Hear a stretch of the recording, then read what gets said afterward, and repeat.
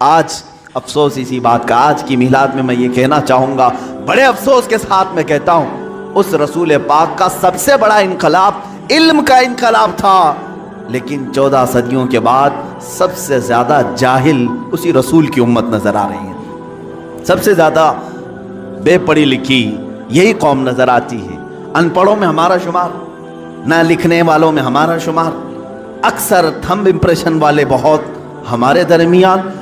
یہ تو امت مسلمہ حضور پاک صلی اللہ تعالیٰ علیہ وسلم کے لائے ہوئے نقش پر نہیں ہے، بلکہ وہاں تو یہ حال تھا کہ باہر یورپ کے لوگ رسول پاک کے شاگردوں کو دیکھ کر فخر کرتے تھے، وہاں کا ہر بچہ لکھنا پڑھنا جانتا ہے، یورپ میں تو صرف بادشاہوں کے بچے لکھنا پڑھنا جانتے تھے، عام لوگوں کا تو تعلیم کا حق بھی نہیں تھا، جو رائٹس آف ایجوکیشن ہوتا ہے یورپ میں یہ تھا ہی نہیں، وہاں صرف اور صرف مالداروں کے پاس تھا۔ رسول پاک صلی اللہ علیہ وسلم نے ہر گھر کو تعلیم حاصل کرنے کا حق دیا، بلکہ یوں فرمایا طلب العلم فریضۃ علی کل مسلم و مسلمہ، ہر مسلمان مرد اور عورت پر علم کا حاصل کرنا فرض ہے، فرض قرار دیا۔ تم اپنی زندگی کیسے گزارو گے، اللہ رب العزت کی رضا کیسے حاصل کرو گے، کتنی چیزیں تمہارے لیے حلال ہیں، کتنی چیزیں تمہارے لیے حرام ہیں، یہ سیکھنا تمہارے اوپر فرض ہے۔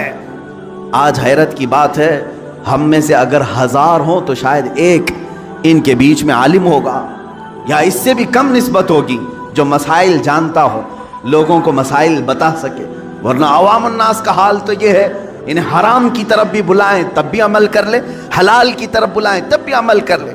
حاطب اللیل اس کو کہا گیا ہے، رات میں لکڑیاں جمع کرنے والے کی مثال جاہل کی ہے، جاہل آدمی رات کو لکڑیاں جمع کرنے والے کی طرح ہے۔ حدیث پاک میں ملتا ہے، کیوں؟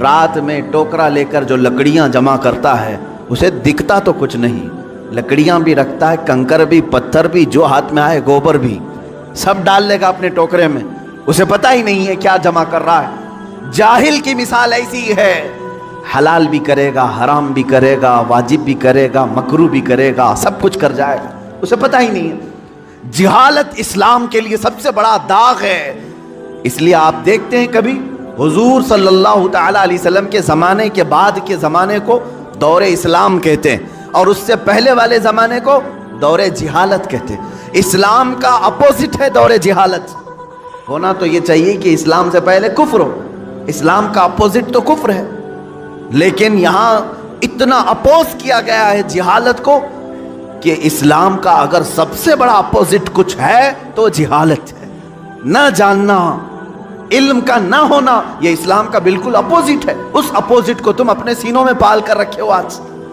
بچوں کو تعلیم سے دور رکھنا، اپنے گھروں کو علمی ماحول سے دور رکھنا، یہی تو ایک وجہ ہے کہ جو ہمارے معاشرے میں آتا ہے اپنا رنگ جمانے کی کوشش کرتا ہے، اور جم بھی جاتا ہے، وجہ صرف اور صرف یہ جہالت۔ اگر تم شریعت مصطفیٰ صلی اللہ تعالیٰ علیہ وسلم کے علم سے بہرہ مند ہو، آج کون سی چیز ایسی ہے جو تمہیں علم حاصل کرنے سے روکتی؟ کون سی چیز ہے؟ اگر تم شکایت کرتے ہو مدرسے نہیں ہیں، اگر تم شکایت کرتے ہو علماء نہیں ہیں، اگر تم شکایت کرتے ہو استاد نہیں ہیں، تم سب کے ہاتھوں میں آج موبائل انٹرنیٹ کے ساتھ آیا ہوا ہے، اس میں ساری کی ساری کتابیں اسلامی موجود ہیں، قرآن کی ساری تفاسیر، حدیث کی ساری کتابیں، اور اگر تم کہو کہ عربی نہ سمجھ میں آئے، ٹرانسلیٹڈ چیزیں موجود ہیں۔ خود میرے عزیزو، ہمارے پاس جو لائبریری ہے، ایک چھوٹا سا ایپ ہوگا، 32,000 کتابیں ایک موبائل میں لے کے ہم چلتے ہیں، جب ضرورت ہو کتاب کھولی پڑھ لیا۔ زمانہ اتنا عروج پر آ چکا، یاد رکھنا کل قیامت کے دن اس زمانے کا کوئی آدمی اللہ کے پاس بہانہ نہیں کر سکے گا، عذر نہیں پیش کر سکے گا، اے اللہ میں ایسے ماحول میں تھا کہ کوئی استاد ہی نہیں ملا، اے رب میں ایسے ماحول میں تھا کہ کوئی عالم ہی نہیں آیا۔ تم تو عذر نہیں کر سکو گے، کم سے کم یہ بات یاد رکھو، پکڑ ہوگی، کیونکہ رب تبارک و تعالیٰ یہ فرمائے گا میں نے تو اپنا رسول بھیجا تھا اس لیے کہ علم عام ہو، تم نے تو علم کے سارے دروازے بند کر لیے، سارے دروازے بند کر۔ عزیزان گرامی وقار، اس ریولوشن کی میں بات کر رہا ہوں جو علمی انقلاب تھا، روحانی انقلاب تھا۔ اب ایک بات اور، جب لائٹ آ جاتی ہے تو بہت ساری چیزیں دکھنے لگتی ہیں، لائٹ بند ہو تو پتہ نہیں چلتا کہ دیوار پہ کیا ہے، زمین پہ کیا ہے، چھت پہ کیا ہے، لائٹ روشن کرو، ہر جگہ نظر آنے لگی۔ اسی طرح کہا گیا العلم نور، علم روشنی ہے، جس انسان کے اندر آ جائے تو پھر اسے سب خرابیاں سامنے نظر آتی ہیں۔ حرام کیا ہے، کفر کیا ہے، شرک کیا ہے، غلاظت کیا ہے، علم کی روشنی میں وہ بندہ دیکھ سکتا ہے، اور جاہل اندھیرے میں ہاتھ پیر چلاتا رہتا ہے۔ کتنی خرافات ہمارے معاشرے میں آئی ہے صرف جہالت کی وجہ سے۔ دیکھا دیکھی ہم نے بہت ساری چیزوں کو ایکسپٹ کر لیا ہے، اس کے پیچھے چل رہے ہیں، تقلید جس کو اندھی تقلید کہتے ہیں۔ ہم کسی کے بھی پیچھے چل پڑتے ہیں، اس کی وجہ کیا ہے؟ جہالت۔ اللہ کے نبی صلی اللہ تعالیٰ علیہ وسلم اسی چیز کو ختم کرنے کے لیے تشریف لائے تھے۔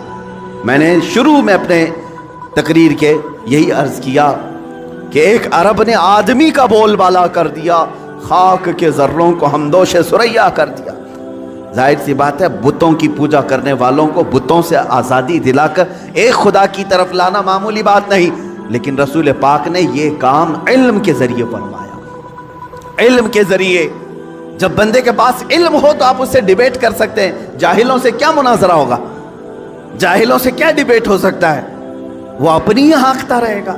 لیکن جس کے پاس علم آ جائے وہ دلیلوں کو سمجھتا بھی ہے اور دلیلوں کو ایکسیپٹ بھی کرتا ہے۔ حضور پاک صلی اللہ تعالیٰ علیہ وسلم نے سب سے پہلے قرآن کے علم کو عام کیا۔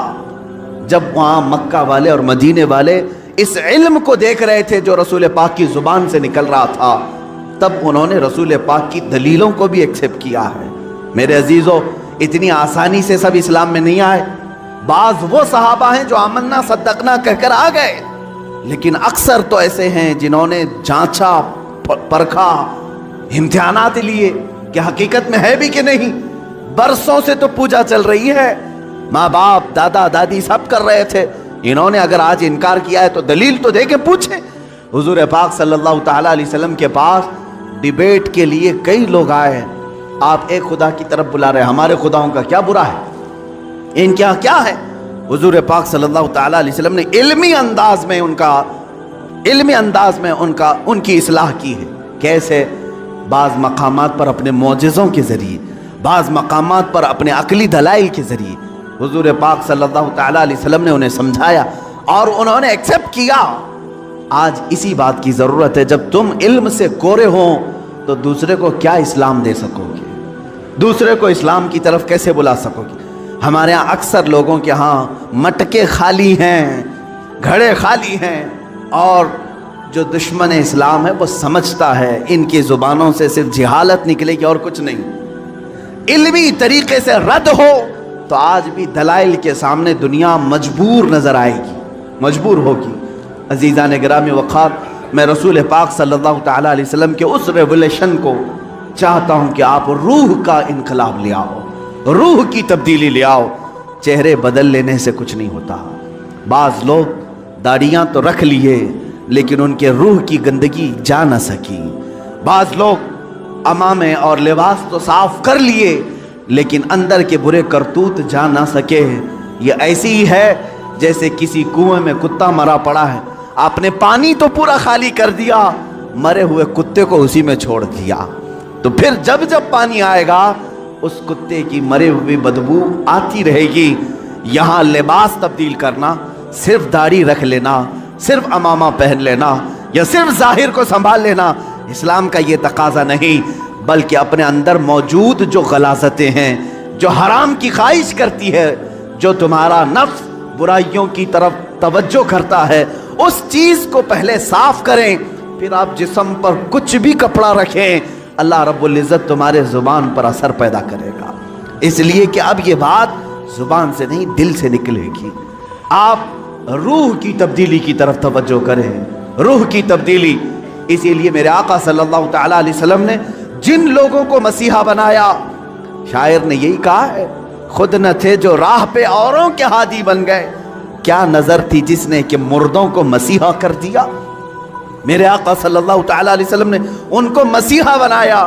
بعض صحابہ ایسے ہیں، ایک سفر پر ہیں، کہتے ہیں ایک آدمی پیٹ کے درد سے تڑپ رہا تھا، صحابہ کو یہ خبر نہیں تھی کہ کیا کیا جائے۔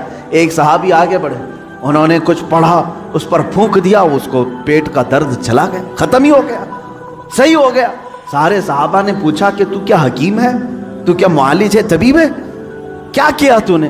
اس صحابی نے کہا مجھے کچھ سمجھ میں نہیں آ رہا تھا، یہ بڑی تکلیف میں تھا، جس کے ہاں یہ لوگ مہمان تھے، میں نے سورہ فاتحہ کی تلاوت کی اور اس پر پھونک دیا، اس کا پیٹ صحیح ہو گیا۔ لیکن صحابہ ہر چیز کو اس طرح سے نہیں لے لیتے تھے۔ سارے صحابہ ان کے اوپر جرح کرنے لگے، یہ کام کیا تجھے رسول اللہ نے کرنے کا حکم دیا تھا یا خود سے کیا؟ اس صحابی نے کہا نہیں، حضور نے تو ایسا کچھ کہا نہیں، میں نے خود کیا۔ پکڑ کر لے چلے حضور کی بارگاہ۔ کیا قرآن کی آیتیں پڑھ کر کسی پر پھونک مار سکتے ہیں کہ نہیں؟ یہیں سے، اس حدیث سے ہی ثابت ہوتا ہے کہ ہم جو بزرگان دین کے پاس دم کرانے کے لیے جاتے ہیں، وہ صحابہ آئے، کہا اے اللہ کے نبی صلی اللہ علیہ وسلم، آپ کے اس صحابی نے آج ایک عجیب و غریب عمل کیا۔ کہا کیا کیا؟ ایک شخص کا پیٹ شدت سے درد کر رہا تھا، انہوں نے سورہ فاتحہ پڑھ کر کے اس پر دم کر دیا۔ حضور مسکرائے اور فرمایا کیا تمہیں معلوم نہیں سورہ فاتحہ کا ایک نام سورہ شفا بھی ہے؟ سورہ فاتحہ کا ایک نام سورہ شفا بھی ہے۔ میرے صحابی نے جو کیا بالکل صحیح کیا۔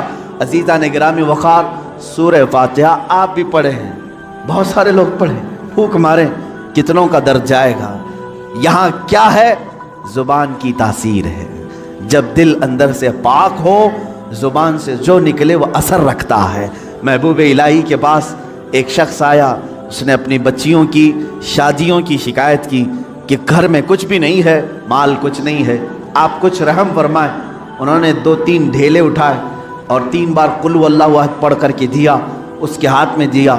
تو بندہ کہتا ہے میں گھر لے کر گیا، وہ ڈھیلے تو دیکھا وہ سونے کے تھے، سونے کے تھے، گولڈ تھے۔ میں نے بیچا، شادی کی، لیکن فارمولہ تو مل گیا تھا۔ اس نے بھی اپنے گھر میں ڈھیلے اٹھائے اور قل هو اللہ پڑھنے لگا، 1000 بار پڑھ لیا، ڈھیلا تو ڈھیلا ہی تھا، کچھ نہیں ہوا۔ دوسرے دن وہ آیا محبوب الہی کے پاس، کہا آپ نے اس دن مجھے جو دیا تھا کیا پڑھ کے دیا تھا؟ کہا قل هو اللہ پڑھ کے دیا تھا۔ کہا میں کتنی مرتبہ آپ نے پڑھا تھا شیخ محترم؟ محبوب الہی نے کہا 3 بار پڑھا تھا۔ کہا میں 1000 بار پڑھا، ڈھیلا بدلا ہی نہیں، ڈھیلا بدلا ہی نہیں، ویسے ہی ہے۔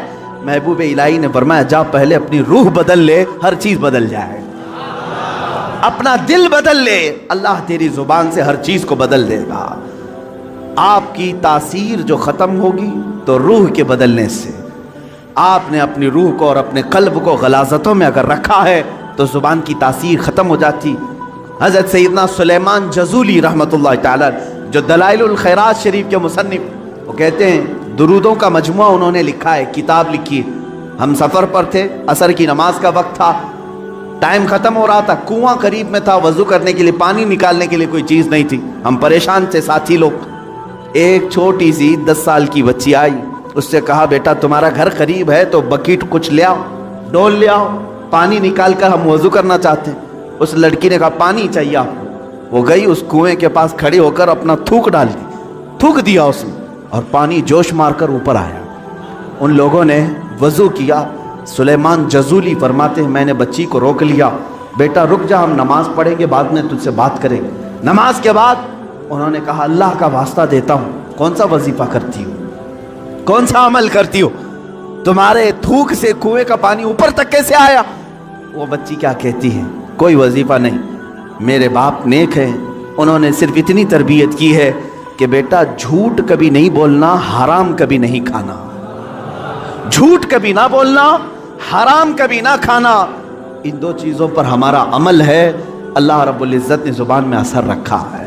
عزیزان گرامی، یہ کرامات کی دنیا ہے، لیکن میں آپ سے یہ کہوں گا کرامات بعض اولیاء کو دی گئی ہیں، ہر ایک کے لیے نہیں، لیکن تمہارے لیے سب سے بڑی کرامت یہ ہے کہ کنویں کا پانی باہر آ جائے، سمندر کا پانی ہٹ جائے، یہ کرامات الگ ہیں۔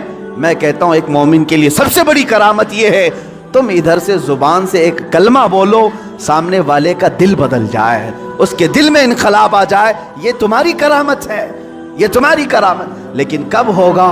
جب تم خود اپنے آپ کو بدلنے کی سوچو۔ خدا نے آج تک اس قوم کی حالت نہیں بدلی، نہ ہو فکر جس قوم کو خود اپنی حالت بدلنے کا، نہ ہو فکر جس کو خود اپنی حالت بدلنے کا۔ عزیز